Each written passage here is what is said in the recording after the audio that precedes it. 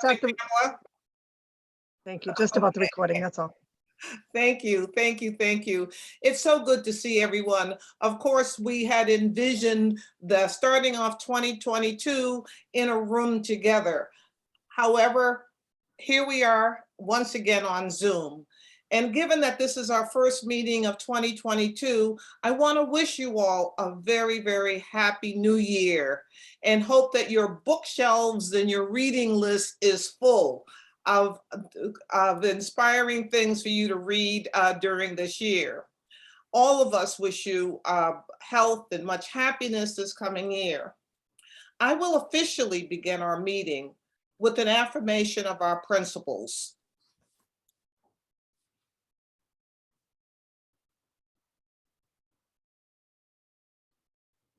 The trustees of the Boston Public Library reaffirm our commitment to racial equity and to the principles of diversity, equity, and inclusion more broadly. The library is formally committed to becoming an anti-racist organization in response to systemic racism, inequity, and injustice prevalent in our society. We acknowledge also that the Boston Public Library's Central Library stands on land that was once a water-based ecosystem providing sustenance for the indigenous Massachusetts people, and is a place which has long served as a site of meetings and exchange among nations. We are committed to land acknowledgements for all locations at which we operate. We reaffirm this commitment to set the context for our planning, deliberations, and public engagement so that they take place from the spirit of welcome and respect found in our motto, free to all. Before I call for the roll call, I have a few remarks. And first, I want to thank David and the staff for all the many accomplishments that have contributed to the vibrancy of our library. I'm not going to spill the beans. You will hear the details in our president's report. And next, I want to thank Mayor Wu for not only attending the Roslindale branch opening, but also being an advocate for the library. I really get a kick out of hearing her on the news talk about the future building plans that include the few locations which will be mixed use. She's a terrific ally. The Friends of the Library, the Associates, the 11th Map Center, and the Boston Public Library Fund continue to contribute their time, talent, and resources to not only forward our vision, they continue to innovate, helping us deliver more services and reach new audiences. And I drive around a lot, and I've noticed that at each branch, it's the patrons who I see lined up at the entrances that reinforce the fact that our libraries are living, relevant, vital institutions. My final comment is that today you will hear about the efforts underway and our future steps to become an anti-racist organization. We have been using the term DEI, and you may be aware that the terminology is evolving. As a result, you will hear us lead with the term equity. We will use EDI and not DEI to align with the wider conversation and initiatives underway to create inclusive organizations. This shift in wording, it's not cosmetic. Organizations have discovered that when you focus on equity, which is simply put, is fairness and access, it drives cultural change. The focus aligns squarely with free to all. We believe that leading with equity is a straighter path to a culture of welcome and belonging. I'm sure that as we continue on this path, we will continue to grow as we will continue to think about this, challenge these terms as we go and grow. So thank you for that. And now before the roll call, I want to say hello, trustees. And want to thank you for all your many contributions, especially the key role you play on our committee. Pamela, roll call, please. Certainly. I'm just going to read your last names. Arana Ortiz, Present. Arenas, Here. Asim, Present. Bal, Here. Berman, Here.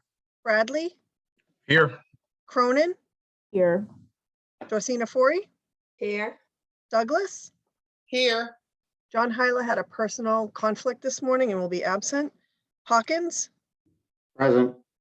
Linehan, Here. Rush, Here. Rep Tyler.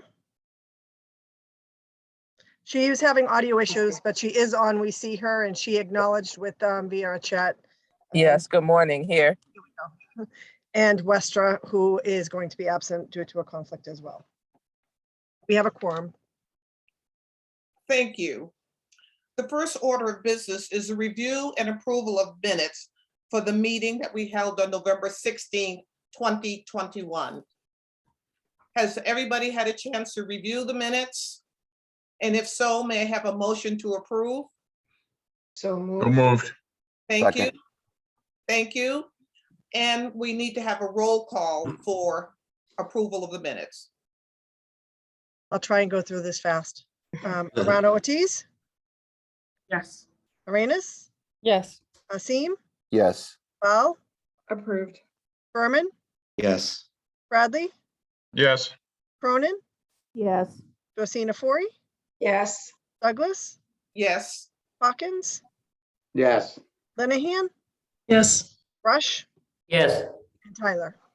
Yes, So moved. Great, thank you. The minutes have been approved. And now to the president's report. David? Thank you, Madam Chairperson, and good morning, trustees. Next slide, please. Today, I'm going to be reporting on our current operating reality. I would like to thank Chair Douglas for her aspirational opening and comments about the value of libraries in our communities and the work ahead. However, I need to start by recognizing the library workers who are at the heart of everything that we do. We often focus on our collections. We often focus on our great buildings and particularly ones that have been renovated. But without the hard work of staff, none of that comes to life in the way that we so appreciate. And we don't always have the opportunity to formally thank our staff for all of the hard work, particularly in these tough times.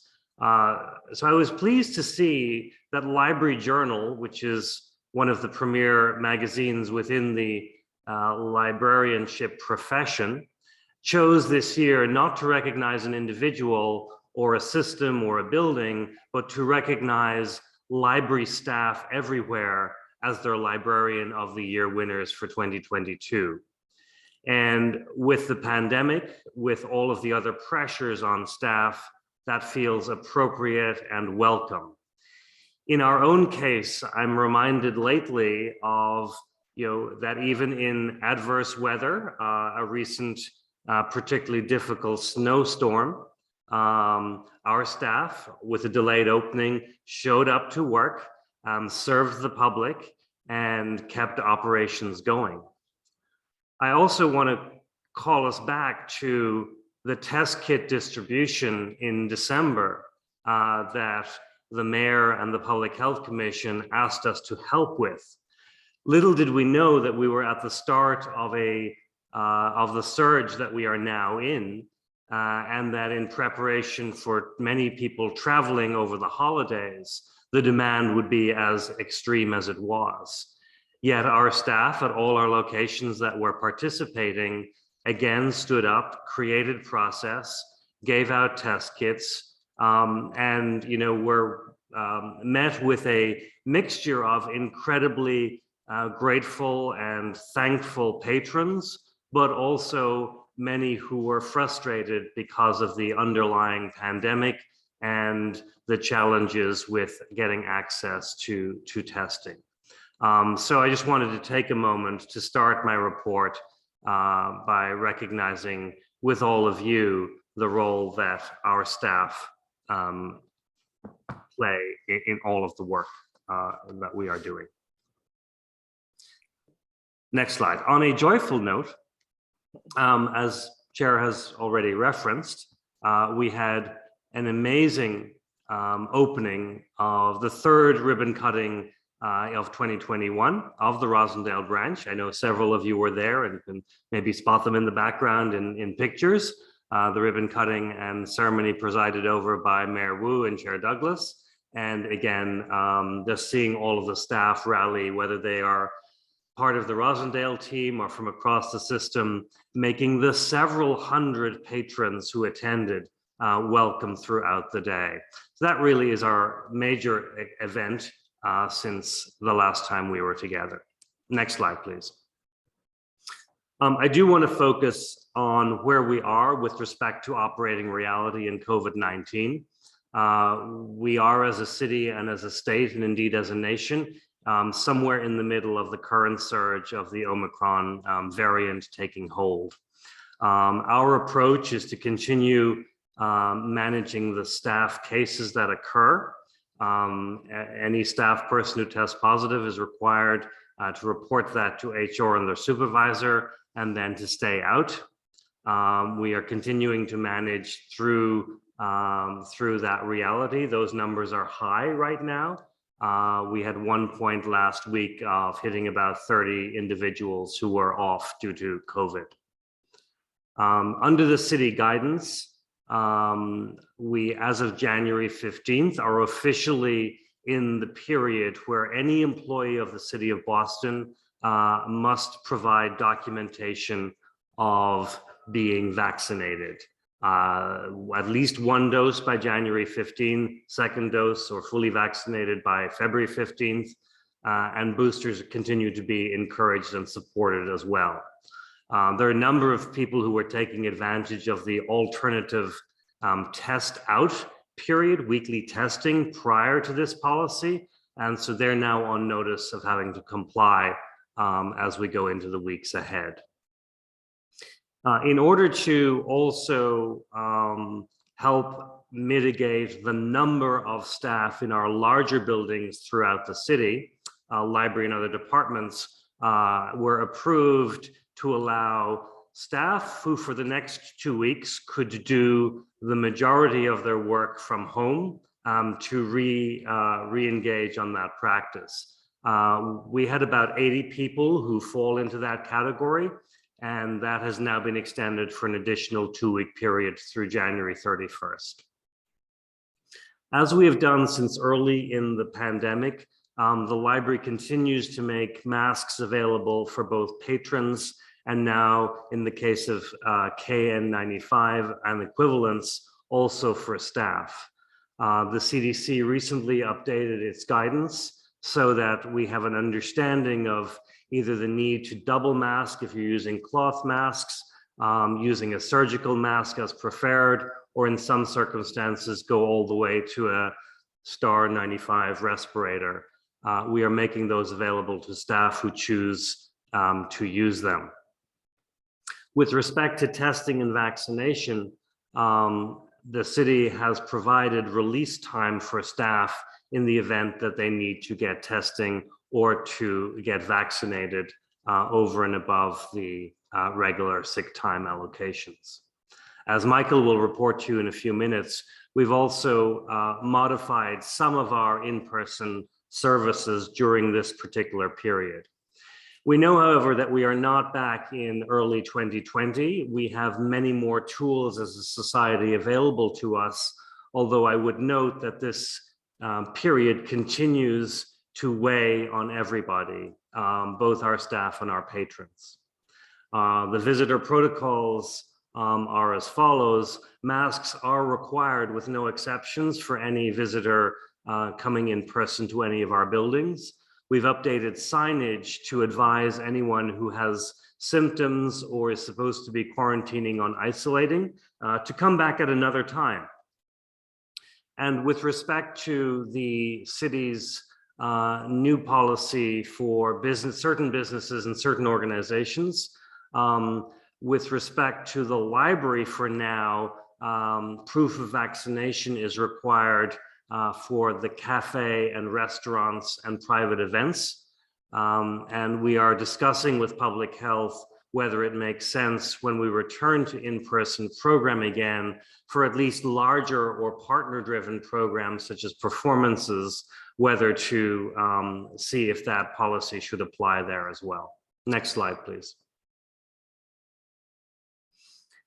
And I will pause at the end of the third slide here in case there are questions. I also wanted to update you on our vacancy progress.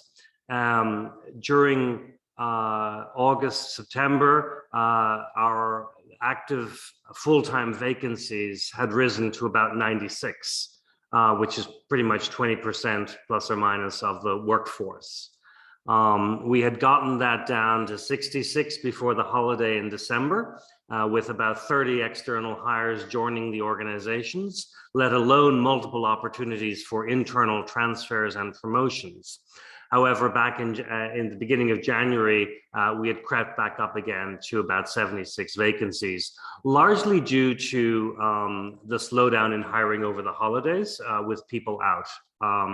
That largely explains that. So now with everybody back and continuing to make this a top priority, we expect to see that number come back down in the months ahead.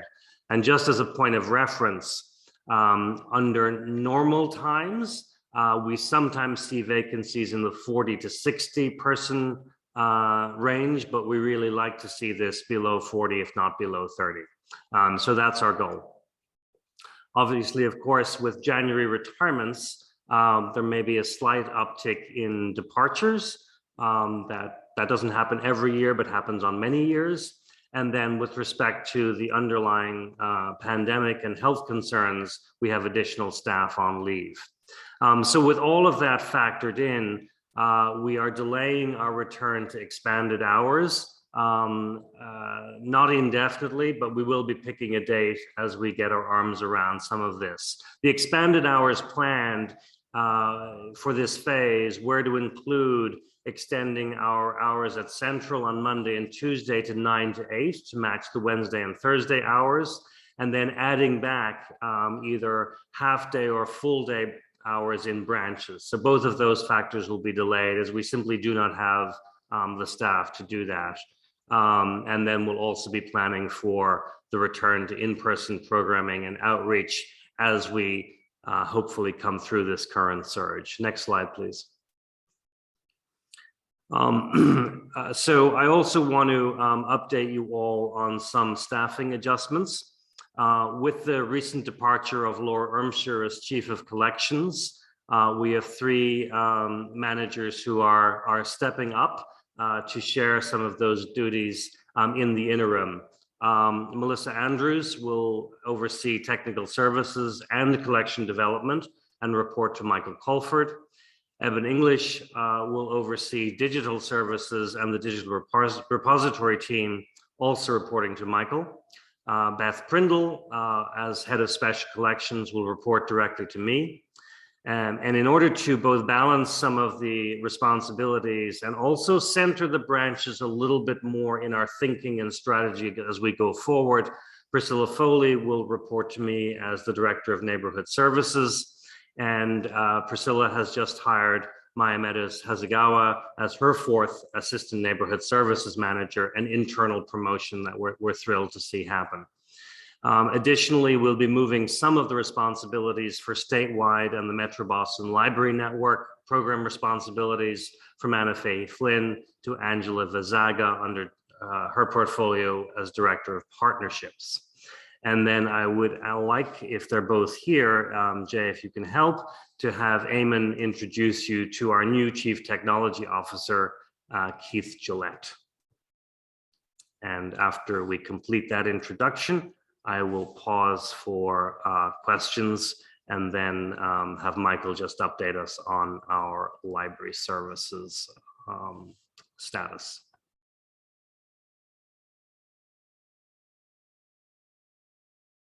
I believe Eamon is stepped away. I don't believe he reached the invite or saw this, but Keith is here. Yes, hello. Very pleased to meet all of you and excited to be joining the Boston Public Library. It's an honor to be a part of this esteemed institution, so thank you. Thank you so much, Keith. Welcome, and we look forward to working with you. Technology is something the trustees over the years have very much wanted to discuss and ensure that we are keeping up to date. So we look forward to those conversations in due course. Welcome, Keith. Thank you. Thank you very much. Trustees, I think I'll have Michael just do his report first, and then we'll pause if that's okay. Great, thank you very much, and good morning, trustees. It's nice to see you all today. Happy New Year as well. I wanted to start by, you can go to the next slide actually. I wanted to start by echoing David's appreciation of the library staff. It's been such a stressful and anxiety-filled time for all of us. And the staff who are working, especially the staff who are working with the public day in and day out, it's particularly difficult on them. The rapid COVID test distribution that David mentioned was a huge success. We gave out about 80,000 kits in 3.5 days. And I wanted to particularly send thanks to all of the staff. In addition to the ones who actually gave out the tests, we were inundated with calls and people asking questions, and people in all locations were doing whatever they could to help get the information out and to keep that moving. So I wanted to really acknowledge the staff for all they do, and that was a particularly challenging time for them, and they handled it really beautifully, much to the appreciation of almost everyone who came in through the door to pick up a test. So that was really something. As David mentioned, the hours are an issue still with our vacancy, so I won't go into that again, but we are maintaining our reduced hours until we can determine the best time to do that expansion. We did pivot a couple of weeks ago to a temporary return to virtual programming. We have not started in-person children's programming yet at any rate, so that will just continue as it had been happening. But all adult and teen in-person programming pivoted to virtual for the rest of this month, and we're going to be looking to see when it will be appropriate to bring back any in-person programming. Class visits are a big topic of discussion. There are teachers bringing groups of students into the library. We've gone back and forth about whether we should allow those. We have decided to continue to allow those, but to create very specific guidelines. We certainly are not in the business of turning people away from the door when they arrive at the library. So scheduling class visits in advance and being able to communicate strict guidelines are a way we can control the flow of these classes coming in to see us.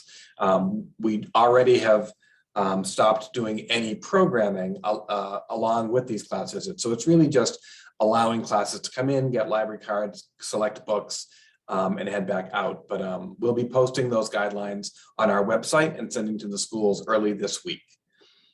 As David mentioned, we've updated our signage in all locations to include wellness checking and recommendations for people who not to visit the library or postpone their visit to the library if they're not feeling well.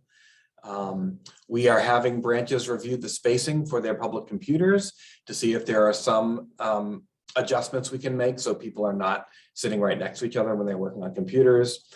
And in an effort to force people to come in to renew their library cards, we've extended the expiration dates for any library cards that expired between October of 2021 through June of 2022 into 2023. So that will just reduce the flow of people coming in because people still need their library card to borrow ebooks. So this, some people were frustrated that they had to come in just to renew their library card. And that's the major update for any changes in library services. And again, as David mentioned, if anyone has any questions, I'll be happy to answer them. Thank you, Michael. Trustees, we'd like to pause for any feedback or comments or questions. David, it's Joe Berman. Just to Michael, one quick question. Is there some notice going out to the people who have library cards that are expiring that they don't need to come in, so they have advance warning of that? That's a great question. It was one that the staff posed to me last week. So I'm going to be checking with our applications manager to see if we can send an email out to all the people whose cards we changed. Great, thank you very much. That would make a lot of sense. David, you mentioned that that retirements are normal in January. Are you seeing a spike higher than normal this year for various reasons? Not yet. The spike was really the 21 year. I mean, it was, I don't know, calling it a spike is probably a slight exaggeration, but there was a higher than normal number of retirements in January of 2021. Be happy to keep an eye on that and let you know if as we get closer to the end of the year that continues. It's just that it's the month among all of the months that there's people's life choices seem to concretize in January. Is that a word? Yes, Concretize. yes, it is. Hey, Michael, when it comes to the staff symptom checking, do you know, for example, in my office, if you go into the office, you have to do symptom checking before you get allowed in, and you have to go to a system and do something like that. Is that how you all doing it, or is it just an honor system? So we're not currently doing that. Only the restaurant and the cafe are doing that at this point, and they're doing, so the staff of the restaurant and the cafe are taking care of that. If we determine, as David mentioned, to go to a model where when we return to in-person programming, that we do check vaccination status for people attending larger programs, such as the ones in Rapp Hall, we still need to determine that procedure and bargain that with our union. So that's still something we're working on. I would say that the list of symptoms to pay attention to is included in the HR policy around just maintaining yourself, but that is done on an honor system today.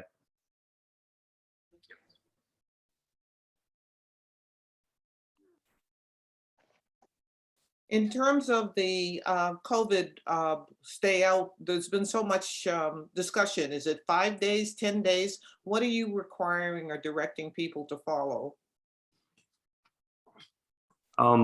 So each situation is different, and we're requiring that people be in dialogue with our HR department about their particular circumstances.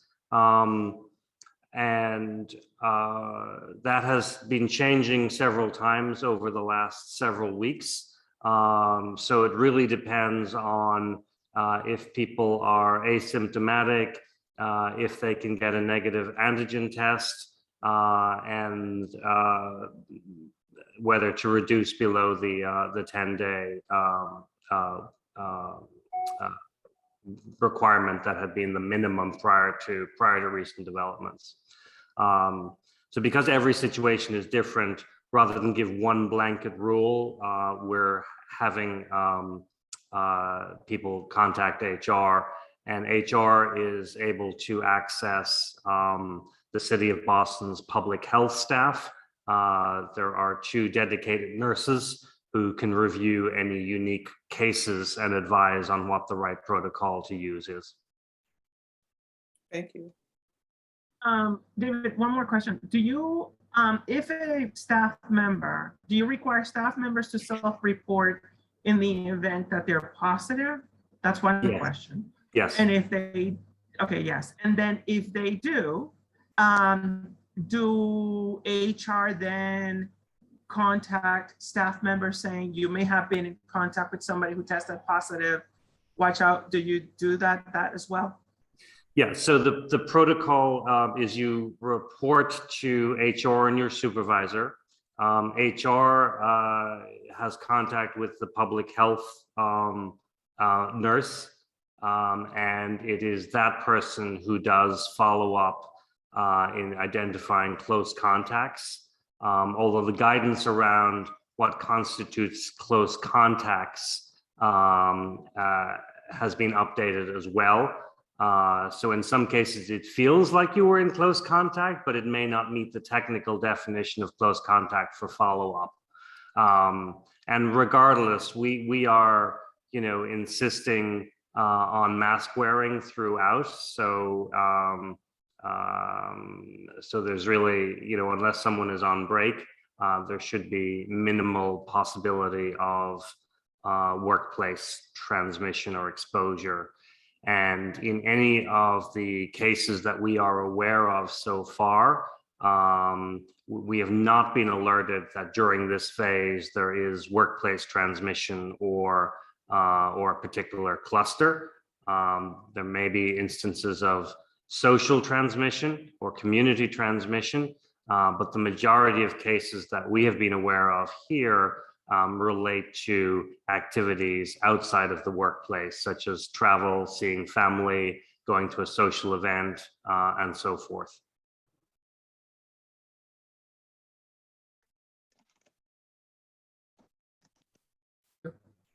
Could you talk a bit about how many people are actually coming into the library and into Central and in the branches? Michael, would you like to take that question? Because I think it's been pretty mixed. Yeah, and it was before this recent spike in December, we had started to see the numbers climbing again, which was nice. Here in the Central Library, certainly we were seeing many afternoons where all of the seats were filled. Several of the branches, I know Roxbury, West Roxbury, Jamaica Plain, were very, very busy again. Rosendale, another one. And then of course, when the spike hit, we have seen a dip in attendance. People have been slowing down their visits, but again, it's very uneven across the board. There are some branches that are still fairly busy with a lot of people coming in.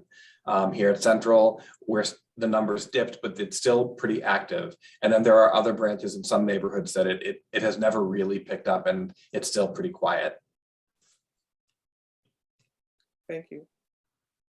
Yeah, I would expect, with the city giving authorization for the group that can to continue working from home through January 31st, if that time period matches the pattern of the surge, then I expect for the next couple of weeks we'll see slightly or substantial drop in visitors.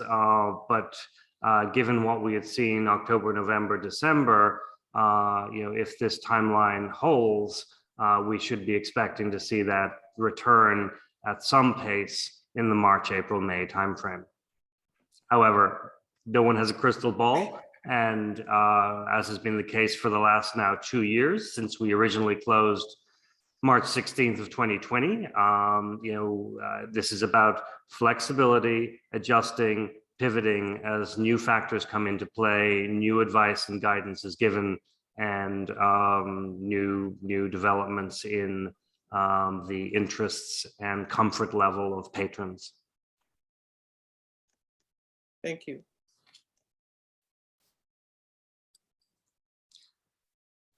We can continue taking questions at a later point in the agenda, but I would like now to move to the next section of my report, which I lead on, and Michael will also assist.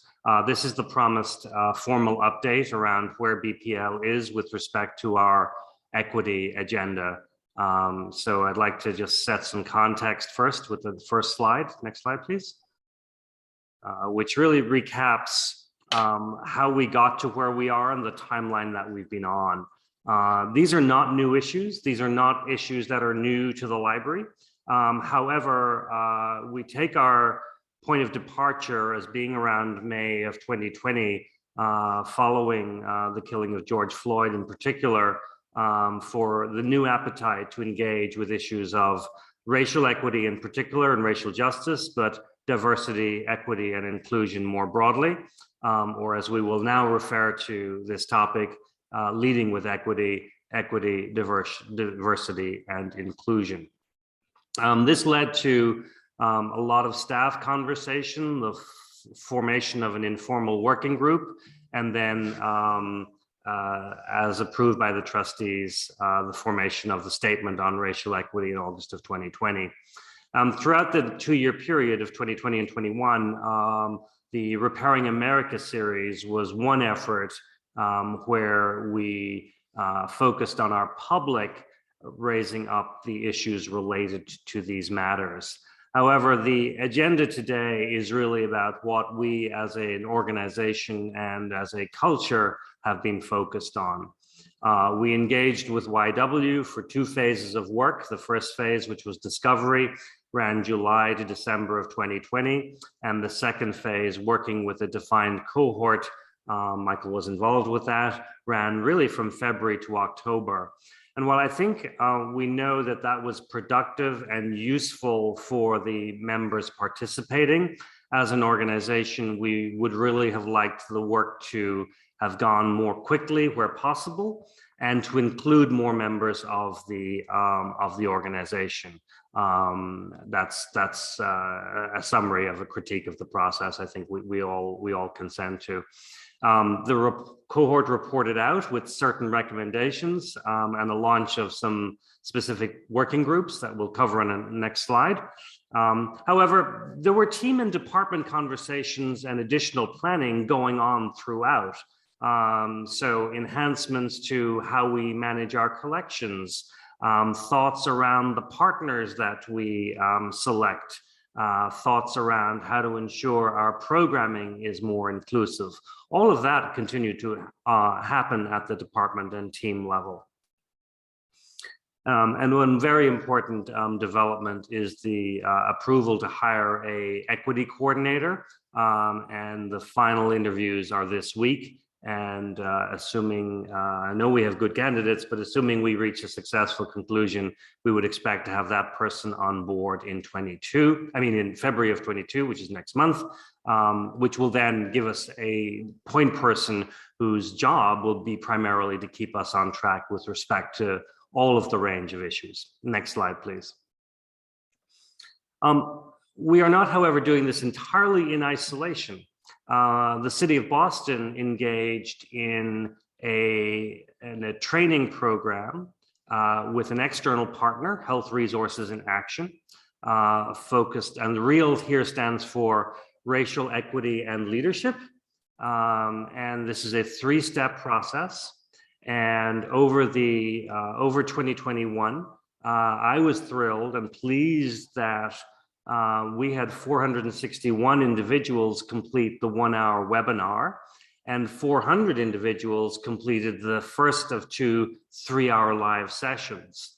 And I take pride in the fact that we were the fastest city department, certainly, to reach this level of compliance. There is a step 3 that was envisioned, which we expect will roll out in 22 as the new administration begins to appoint or reappoint leaders in the equity, resilience, and diversity space.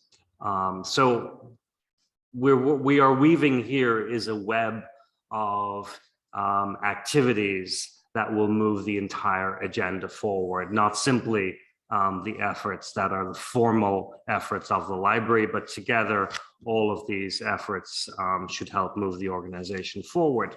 Next slide, please. I do want to, because I think I was asked by trustees at some previous point, to take a look at the makeup of the staff from a demographic point of view. This is the self-reported identification in the city's human resources data. And as a point of reference on the left of this chart, we have the BPDA research department's analysis of the city as a whole. There should be an update to this based on the 2020 census, but there are some questions about that. So I'm going with what is published on their website. And then just as a comparison, we looked at our makeup in January of 2021 and compared that with the makeup from last week. And as you see here, the library data year over year is actually relatively stable, slight increase in the number of Hispanic staff members on the team. And overall, the numbers I think speak for themselves.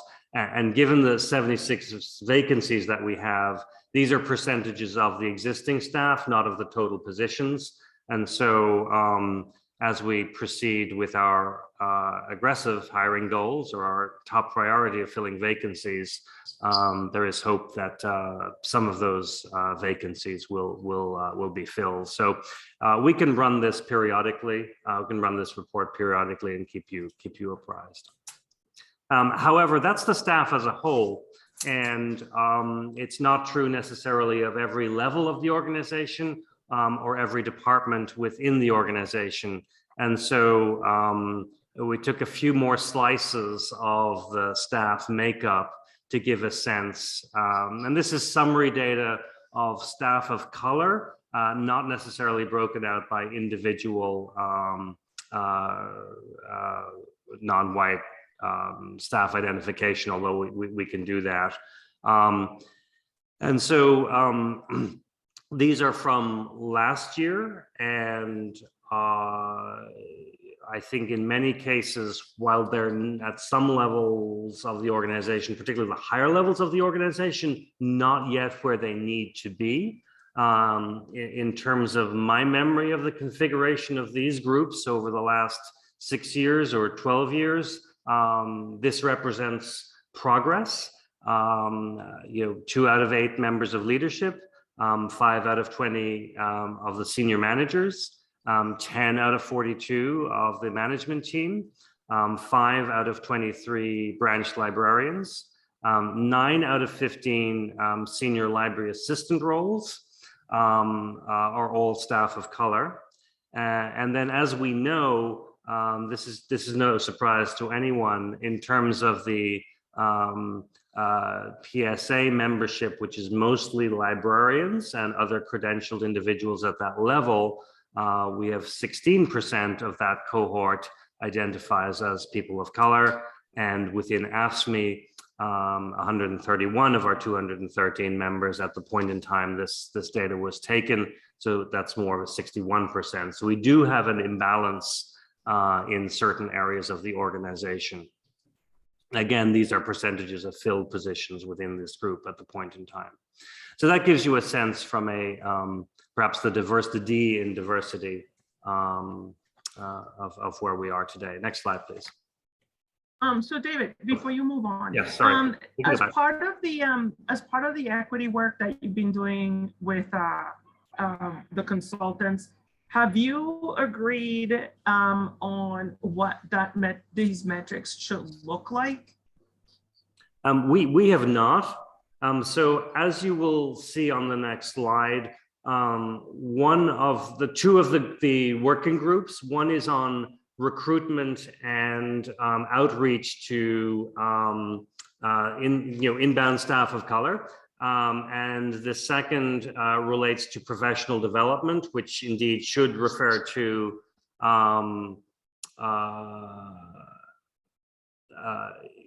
promotional opportunities, career ladders, development within the organization.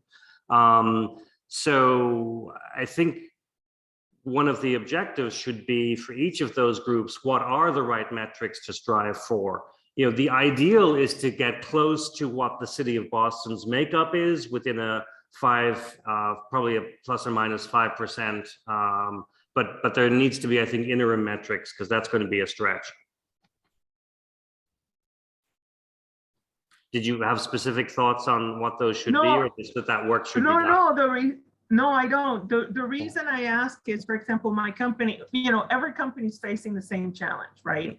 This is not new to you. This is not, and so in my company, HR has targets and there are trends that they're looking at. So to be fully transparent, for example, in my company, they've seen larger attrition among Latinx population and people of color. And then they do keep track of, you know, and this is human resources. So when they go out and recruit and promote, they want to be able to keep track of, you know, those specific metrics in terms of, you know, we're expecting to have, you know, best practice from a term of equity should be X% of, you know, Latinx population in our employee base, and so many in the management positions and things like that. So, for example, I'm part of the 1% at the senior level, at a senior level of my company. So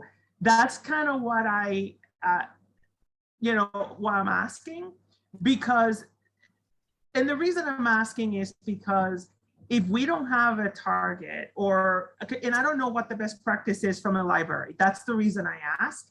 Then you're gonna have you're gonna be presenting a metric that you'll never achieve because we don't know what the target. So it becomes this metric of it's never good enough. And that's what I'm trying to avoid. I don't wanna go down the path that your trends keep getting better, but it's never good enough.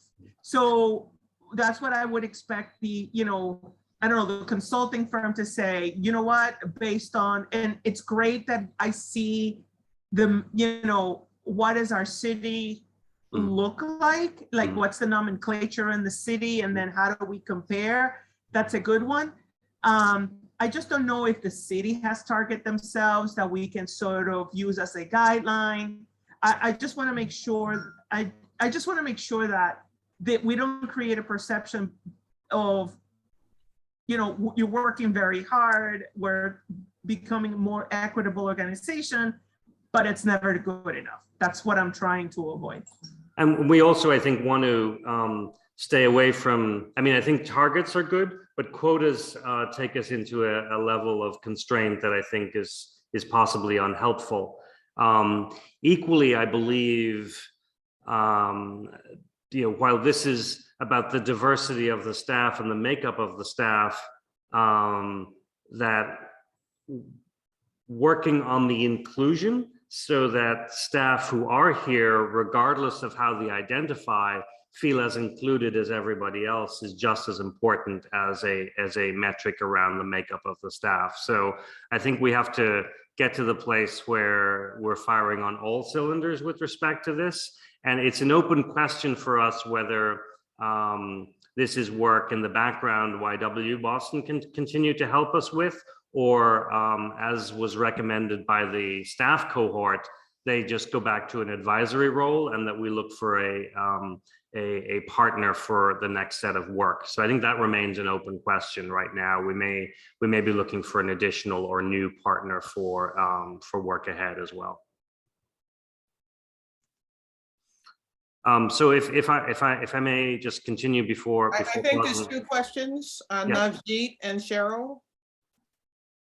Yeah, my question from the prior slide was just, what do you see as your pipeline? Is it that, I forget what it was called, the like senior library? Yeah. You know, like yeah, can you go back? Thank you. Yeah. Yeah, exactly. Senior library assistant roles. Is that part of your pipeline for leadership positions?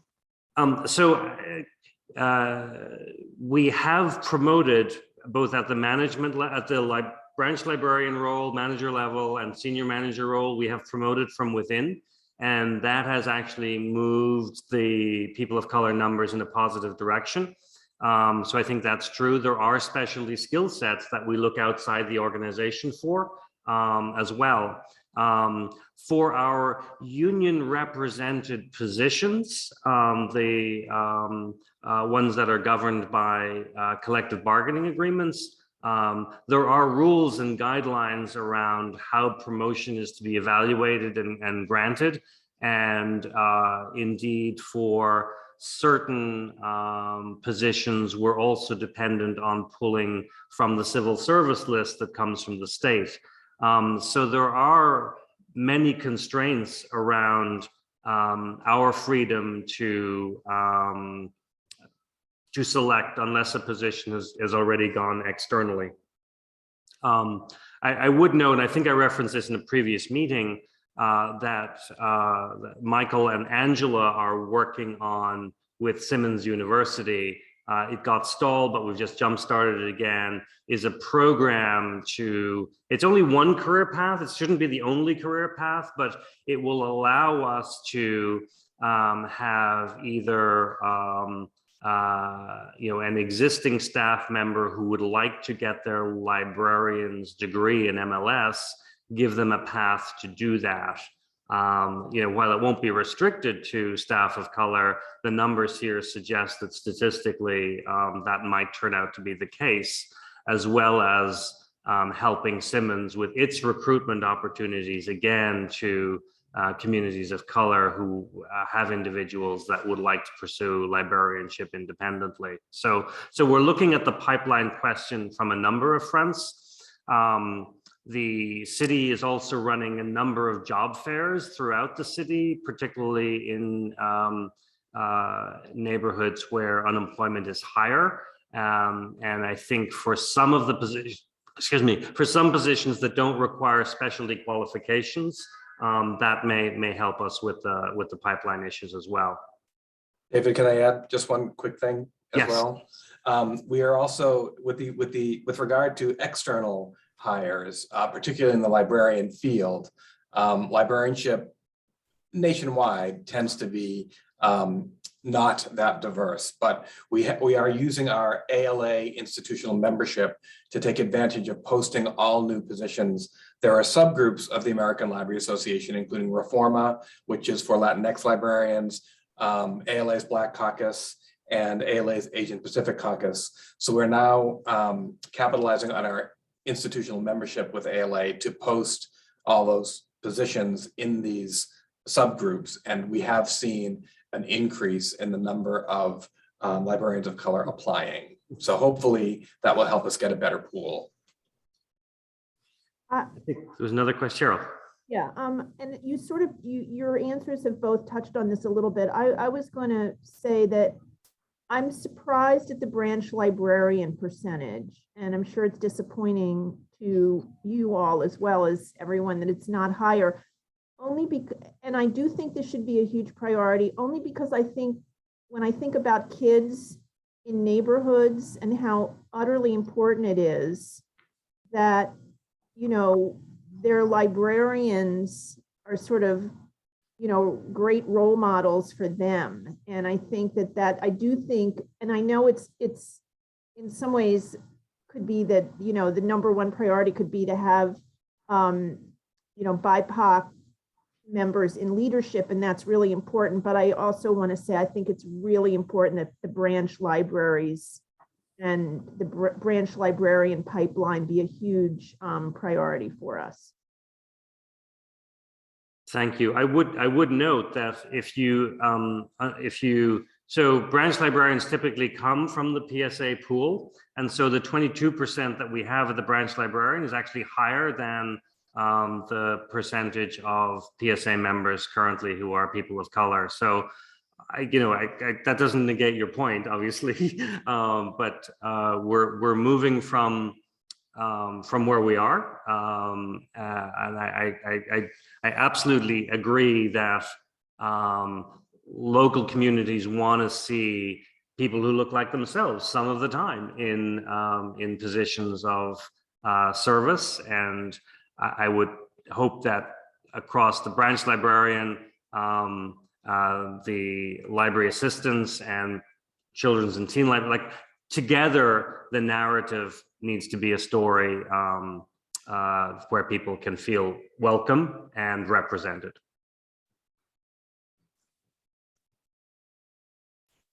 I will continue with the slides on this section and then open it up for more general comment. I think Joyce was the last person. Sorry. And then I'm not seeing this. Yeah. It's okay. Hi, Joyce. Hi, David, and thanks for the presentation. You and I have talked about this before, but I just wanted to mention it in front of the entire body. I'd be really interested to know about any analysis about either types of degrees or up credentialing that could be done with regard to the job postings.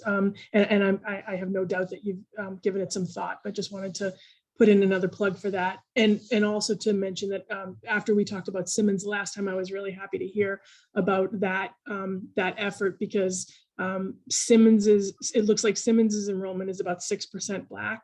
It lines up a little bit better with other BIPOC groups, but to the degree that, you know, we might even help them with their enrollment diversification, that will hopefully bear fruit for us moving forward.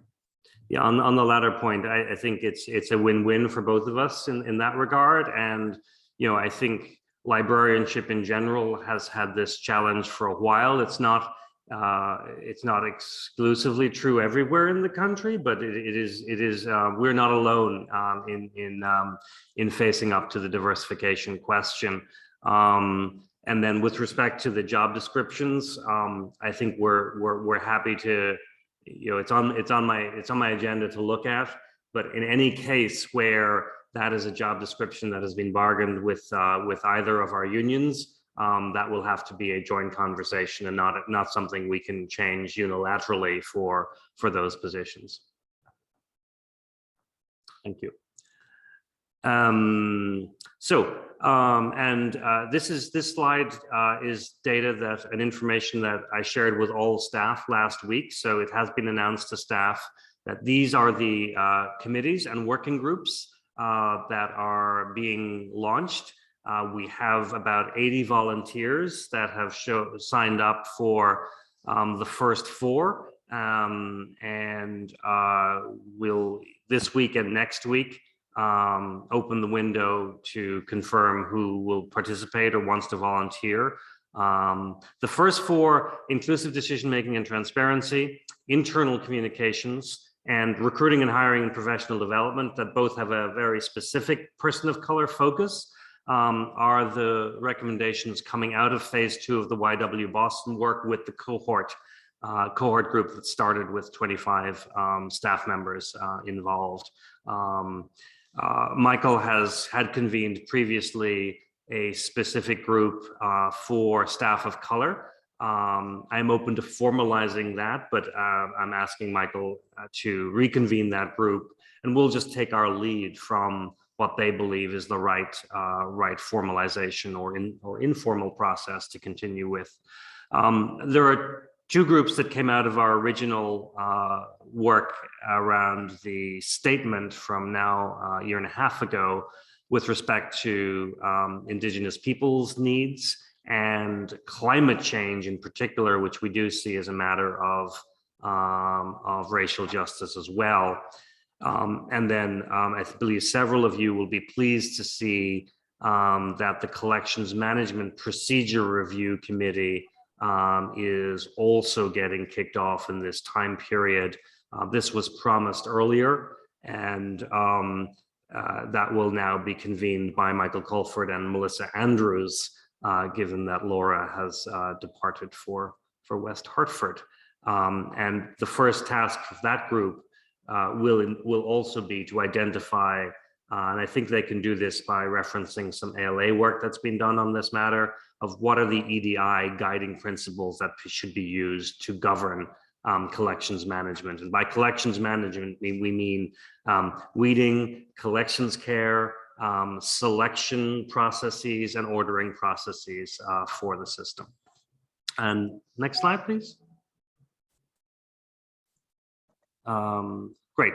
And so our work for the board then is to articulate a timeline based upon all of these groups. I would hope that when I meet with you in March, I'll be telling you that we've hired an equity coordinator and be introducing them to you, that the groups have met and begun their work, and that we will be moving forward.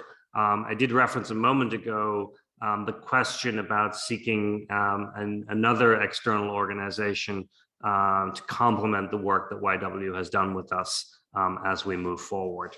And then last slide from this section. Oh no, I just wanted to refresh you on, sorry.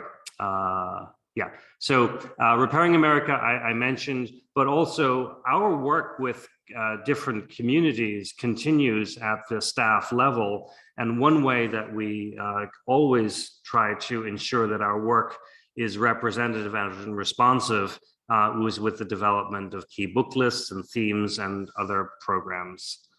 So in the interest of time, we'll just skip forward to my last slide. One more. Right, so where are we? So as the chair opened with, we are leading with the equity part of EDI. The goal here continues to work on becoming an anti-racist organization. And really, this means building a healthier culture that promotes equity, respects diversity, and is inclusive. And to not make these simply lip service, to ensure that our collections and our services work is and continues to be informed by EDI principles, and continue to contribute to progress towards an equitable, equal, and anti-racist society. Because that's why we exist ultimately. It's not for our own health, but rather the work that we do. So I will pause here and see if there are additional trustee questions or comments. And I'm happy to take guidance on what you specifically as the trustees would like to see next as we continue to report on these topics regularly. David, on the Repairing America series, could you just remind us a little bit more of what that is? Was that the one where you brought in people from outside and interviewed them in a public setting? That's correct. Michael can give us a little more detail on the rest of the series, but we basically ran this for 2 years as the core marquee program, and we have 6 lectures coming up under the Lowell lecture theme, which I believe continue this into, I don't know that we have a theme name yet, but it's along the lines of continuing to repair, but also move towards healing.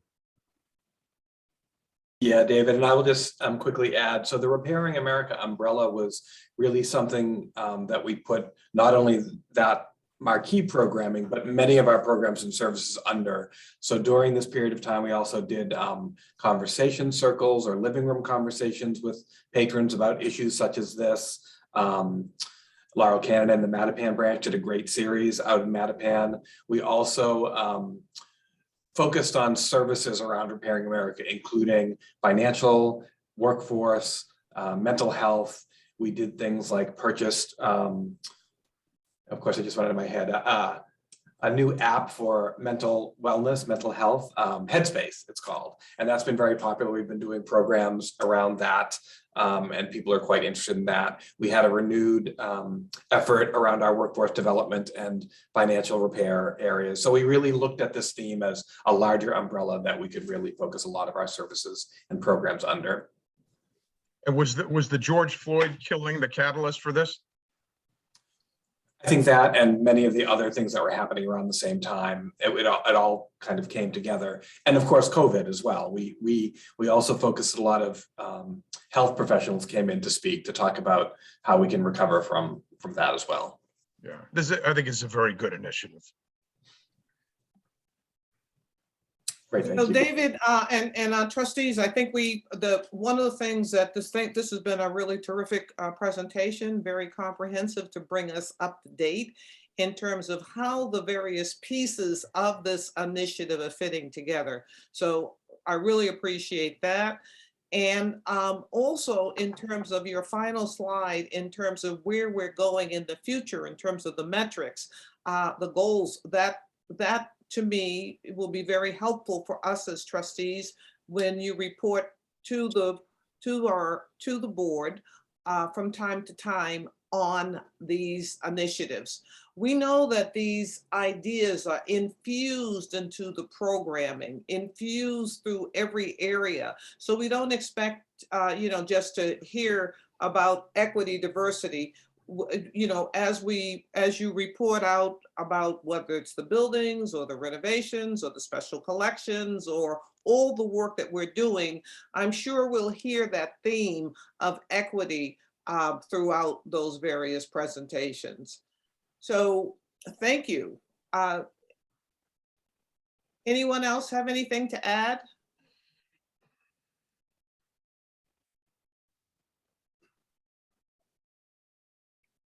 Thank you very, very much for, again, to you and again, and thank you all for leading off with an acknowledgement of all the people who are behind the scenes who make the library work. So thank you for that as well. And we know that it takes a village.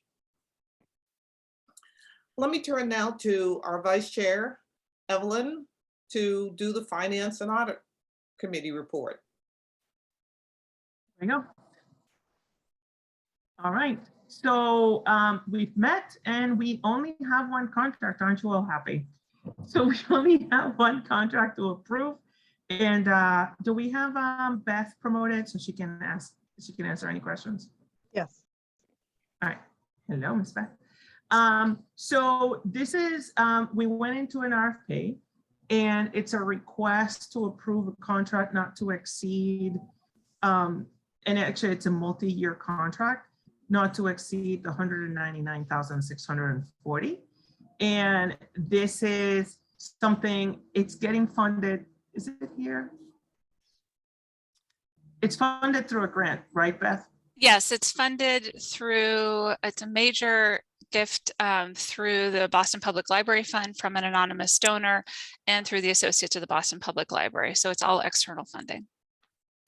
And this is all in relation to the collections, and it's an initiative to clean and do the inventory and catalog and just get, you know, everything ready for, you know, more access to the public. Do you want to add more, Beth? Sure. So this is the founding research collection. So this is sort of the collection that really from the library's beginning was amassed over time.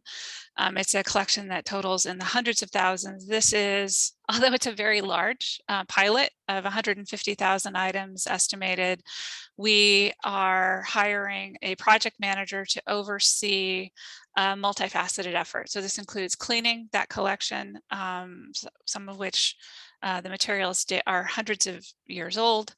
It includes inventory and a cataloging effort, and it includes the process by which we can provide better public access to that collection. This grant was given to the fund with an expectation that once we prove our success with this, that there is the capacity for additional funding to move through additional portions of the collection. So this particular contract is to hire the project manager, Hepzibah Rappaport, in order to do this work.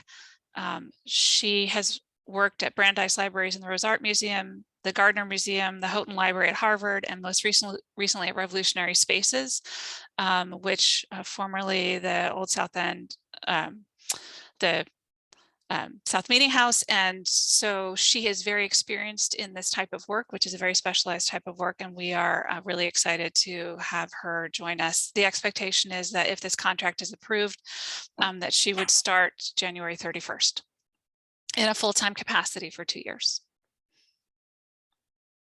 This contract was reviewed at length by the Finance and Audit, and we recommend for approval. So are there any questions for Beth in regards to this contract? No, if I may get a motion, please. Moved. Second. Second. All right, roll call, Pamela? Yes. Arana Ortiz, Yes. Arenas, Yes. Asim, Yes. Ball, Yes. Berman, Yes. Bradley, Yes. Cronin, Yes. Josina Forey, Yes. Douglas, Yes. Hawkins, Yes. Linehan, Yes. Rush, Yes. and Tyler. Yes. So moved. Thank Thank you you. all. Thank you. Thank you, Evelyn.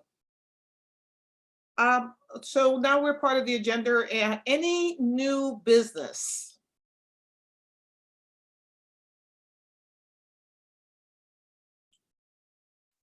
So I want to take the chair's prerogative to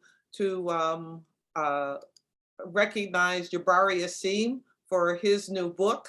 And Jabari, could you just say a minute, talk about what the book is? Sure, it's a novel. It's called Yonder. It's set in 1850 in an unspecified county in the American South. And a group of enslaved people have to make a decision around what risks they are willing to take for love. Great, thank you. And I also wanted to talk about some of the programs and remind the trustees and our audience of the great programming that we have. There's Ted Reinstein started off the presentations Beyond Brooklyn and talked about the Negro Baseball League. And that was an extraordinary program. I suspect that it'll be streaming, right? It's on YouTube someplace. I see Michael nodding. Next week on the 31st, Patrice Colors is going to be speaking. Do you want to say something about that, Michael or David? I can't, sorry. I don't have the information. Patrice Colors is the founder of Black Lives Matter, and she will be interviewed by Lamerchi Frazier. So it's in partnership with the Museum of African American History. And I've already noted online that that's really getting a lot of attention. So that's on the 31st. And then we have a really exciting, I think it's really exciting. There's a program coming up that we do with the National Park Service. And it has to do with transportation and the fact that most of the sit-ins and protests around access for people of color and the poor to public transportation happened here in Boston. So although some of you may be, and maybe all of us are suffering for Zoom fatigue, these topics are, to me, and I think to so many others, are just terrific.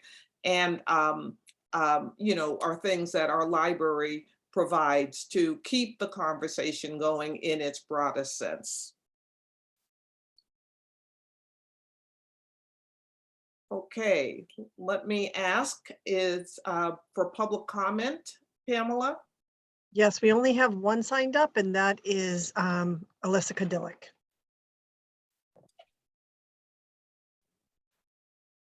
Good morning, everybody. Folks hear me? Good morning. So my name is Alyssa Cadillac. I'm president of ASME 1526. Thank you for hearing me today. I am pleased to see, and it's something I've said, that my membership is the largest diverse group at the Boston Public Library. And you've now seen those in the slides put forth today. It's one of the things that we pride ourselves, not just in our members, but also in our executive board as representation. And we certainly hope the rest of the library will move towards that, and we're happy to help in any way. I also want to thank both trustees and management for recognizing the work that our staff has done outside their roles. We've had a lot of public health related work with the kits, the COVID kits, and other things. And so I do think that it's great to hear that that work is being recognized. I did want to talk about today, though, the pipeline that we heard and mentioning about career paths and career ladders. And one of the things that this union has said is that most of, if not all, of the senior leadership jobs do require an MLS degree. Not everybody wants one, not everybody needs one. And so there really isn't a pathway for my members to reach the senior leadership levels, the Michael levels, you know, even the Dave levels, the you know, Beth levels, those types of things, unless you go. And some of those individuals have gotten their MLS later, and that's great. But that's not something everybody should have to achieve in order for success and career path. You know, asking the library to respect that the badges that are happening now, the micro credentialing that's happening, the online learning that's happening, you know, so not just these formal brick and mortar, but also online schools, but, you know, these other opportunities that are out there. And so, you know, keeping those things in mind, and we have had managers who have held my members' accents against them, or the fact that they took an ESL class 20 years ago has been, and that's been documented. They didn't get jobs, and that was one of the things that factored into it, is because they took an ESL class 20 years ago when they moved here. That should be applauded, and it should be rewarded, and it should be viewed as somebody who's furthering their education. And there's a lot of pushback on that. So that's something we would like the trustees to help look into and guide as these conversations continue. And then the only other question is it posted anywhere on the trustees pages what comes out of FinCom into this full board? So we know 2 contracts were reviewed and voted on in the FinCom meeting earlier last week, but those 2 contracts were not put forward here. So putting somewhere, if it's under a certain amount, which I believe may be the criteria, but posting that on the FinCom page itself or on the Board of Trustees page, so that folks who may attend the FinCom meetings and see 3 contracts to be awarded, and then we come forward today and we only see 1 that is actually voted Alyssa. on. Need So, you to wrap up. I'm sorry. nope, that was my last bit, just adding that on there. So thank you for your time, and stay well, and that's all I have. Thank you. And that was that for public. That was the final person that signed up for public comment, Priscilla. And thank you, Lisa, for your comment. And the we really appreciate hearing from all of you. Our next meeting is going to be Tuesday, March 15th, and I'd like to entertain a motion for adjourn. To adjourn. So moved. Thank you. We don't need a roll call. We don't need a roll call for that. But I also, before concluding, want to thank Pamela Carver for all of her work, the excellence that she brings to bringing us all together in such a professional manner. So once again, Happy New Year. I can't wait to see all of you at the earliest possible time. So thank you very much and enjoy your day. Thank you. Thank Good day, you. everybody. Have a great day. Thank you, everyone. See you, everyone. Thanks, everyone. Thank you, Great. Priscilla.